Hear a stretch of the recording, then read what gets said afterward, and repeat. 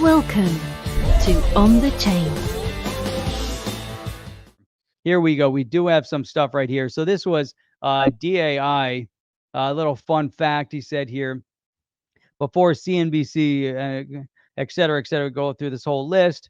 We're told to shut up about XRP or the SEC conflicts of interest. Before they hired Jay Clayton, instead of holding him accountable, they believed XRP was a currency. And that's something they're probably obviously discussing here. Will Ripple be added to Coinbase? This obviously goes back a couple years when there was a little bit of turmoil over whether or not Coinbase was going to add XRP. There was a lot of excitement there back in the day when you had to go onto Bitstamp to buy your XRP. So John Deaton follows up here, which is great. To be honest, it bothers me how CNBC has turned its back on retail holders. I've watched Melissa, BK, Joe, Andrew, and Becky for years. My God, BK showed viewers how to acquire XRP. I remember that too. It was crazy. They went in, said, "How do you buy XRP?" And they actually showed you. They went on and they're doing it live on the air. How to buy XRP. They're all fired up about it. He correctly said XRP is not a security. Coinbase did list it, just as BK suggested. But now he goes on here. Before Coinbase listed XRP, it met with the SEC about listing XRP and told the SEC that Coinbase and its sophisticated security lawyers determined today's XRP is not a security and was going to list it immediately. And I do remember that. I mean, this was a big issue also. So it's interesting as we go back and really start reviewing. I'm glad that John Deaton is really pulling all this information together, pulling all this history together, because it is all, what happened, what transpired. These are factual events, and it's so critical to go back and have this documented. Now he goes here, Coinbase was going to request to go public soon with its historic IPO. It wanted to make sure that the SEC was okay with listing XRP on the platform. The SEC did not agree or did not disagree with its determination it was not a security, and they listed it. If you guys remember, that was a big deal back in 2019 when XRP was listed on Coinbase. It was a real big deal. And if you remember Jungle Inc. way back, if you're listening to his podcast back in 2018-ish, and he would always talk about, was Coinbase going to list XRP and what was going to be the big ramification if they did. Was XRP, what was going to happen with the valuation of XRP if Coinbase did list it? Now, there's obviously a whole, turmoil here with the SEC at the time. And guess what?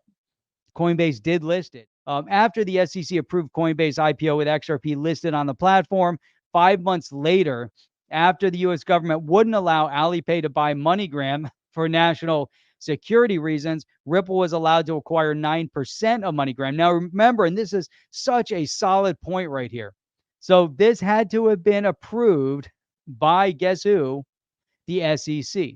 So the SEC had to approve the entire transaction with MoneyGram, including the movement of XRP to MoneyGram, which they knew would then be sold on the open market. And MoneyGram at the time was also utilizing the ODL for foreign currency exchange. And they were doing so extremely successfully and saving a significant amount of money.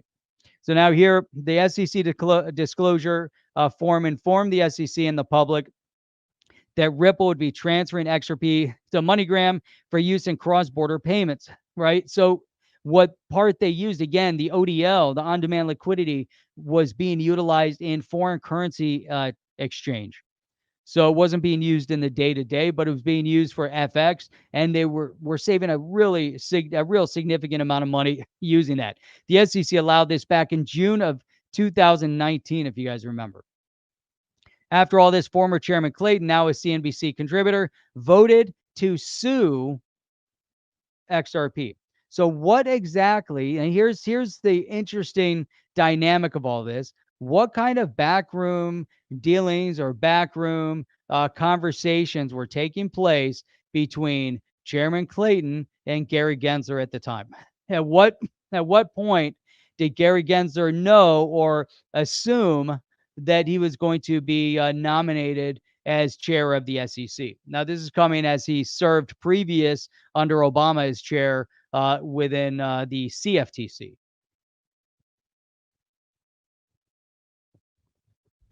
So what did he know? When did they know it? What exactly was happening when they decided to drop that bomb on Ripple? Now, Clayton filed the case as he was walking out the door. This was the day before. So he actually left his position a month early.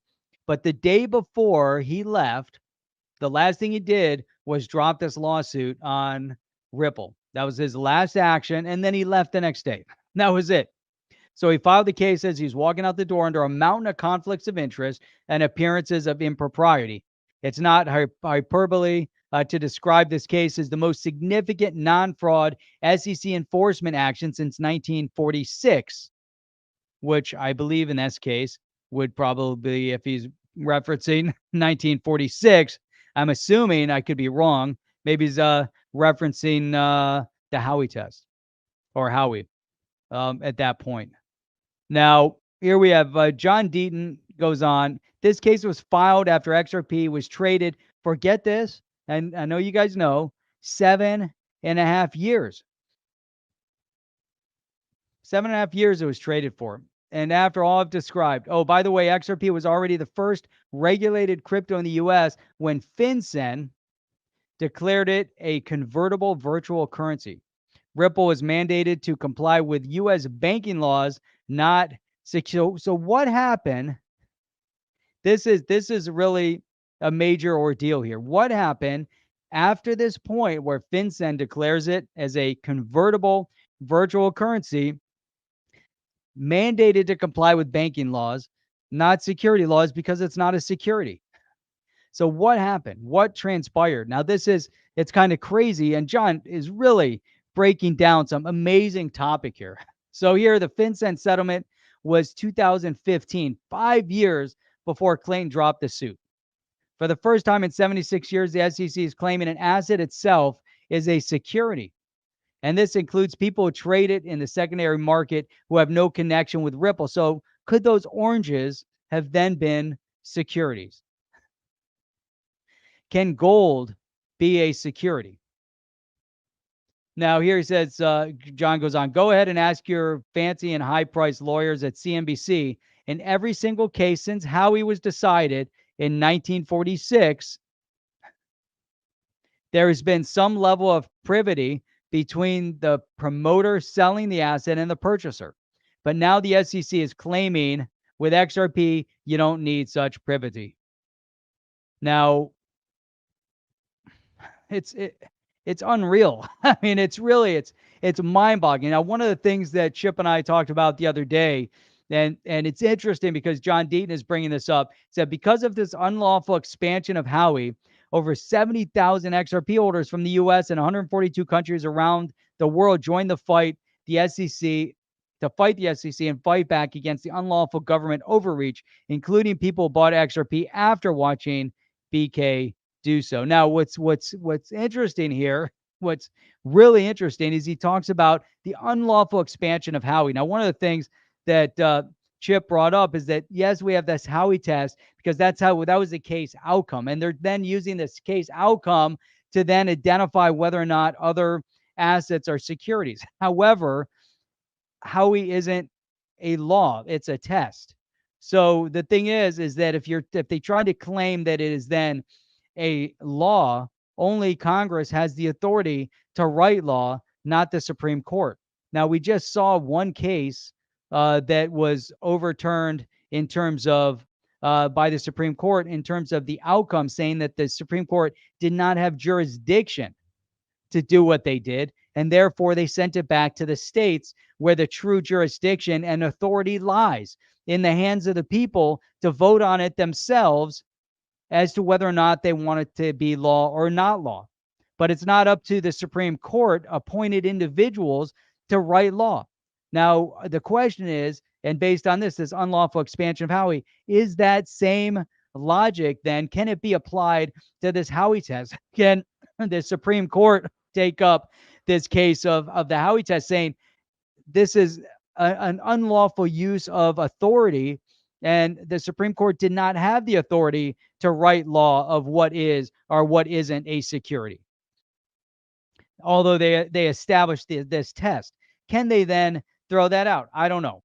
Not sure. This is just something that Chip and I discussed the other day, but I find it interesting because we do see a complete overreach and an overzealousness by Gary Gensler of the Howey test when he looks at one prong of the Howey test and not all prongs. So he goes on. We actually asked the judge to force the SEC to sue us and become defendants in the case.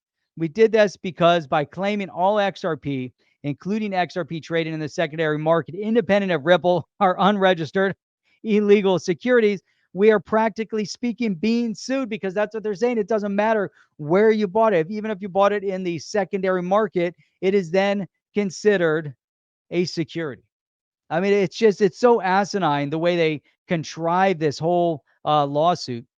So now, despite all of this craziness and despite the magnitude of this case and what is being argued, CNBC is silent. Now, can you imagine? This is kind of like par for the course with the media, that the media is staying completely silent on all of this, considering the fact that, and John was right, back in 17, 18, CNBC came on, this is 2018, came on live on air and was showing people how to buy XRP live on the news. And now they're completely like, they don't even want to talk about it. Like, not even a true reference of it. I'm not suggesting CNBC take a side, but my God, you showed folks how to buy XRP. And BK said, I'm not a lawyer, but there's no way XRP is a security. It just keeps, this is gold. This is absolute gold. This content here is amazing. I mean, it's just like, it's unbelievable. Huh. So it's insane, right? Now, don't you feel any obligation to at least report the story? Why not? Is it because Clayton is a contributor? You feel no obligation or ethical inclination to report our story? You ask Clayton a question one time knowing he'll duck it. I just think you owe your audience more. I mean, it's so spot on. So John Deaton then continues, oh, I forgot. Speaking of craziness, the SEC not only objected to the very people they claim the lawsuit was filed to protect, it asked the judge to revoke Amici status and bar Amici counsel for participating further. She declined, but it might make a journalist pay attention, you would think. But there are no journalists doing journalist type things. No journalist integrity any longer. Are you down with OTC? Please like, subscribe, and click the bell to be notified when the next video drops.